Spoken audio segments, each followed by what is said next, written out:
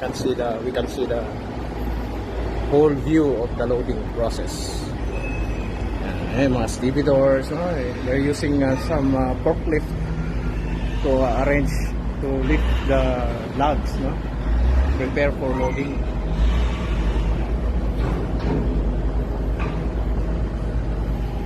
This is the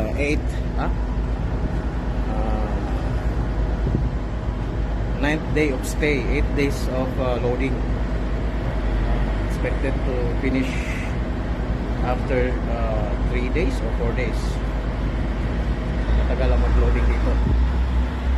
Kailangan kasi iayos. Sometimes pagka reckless yung crane operator, nagkakaroon ng maraming damages.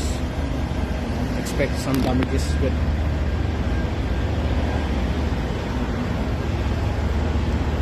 this is our life on board, and we will have a longer voyage.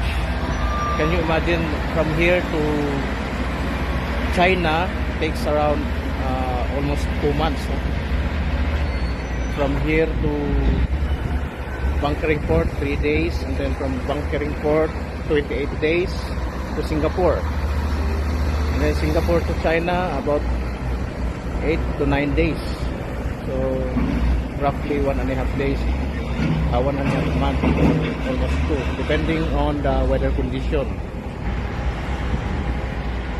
Yan o, naglilift na ganyan pag method ng pagkarga nila.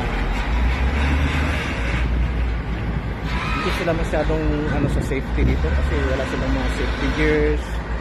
Those personnel involved in the cargo operations are not wearing proper safety gears. This is the way how they load cargos here. Okay, that's it all for now.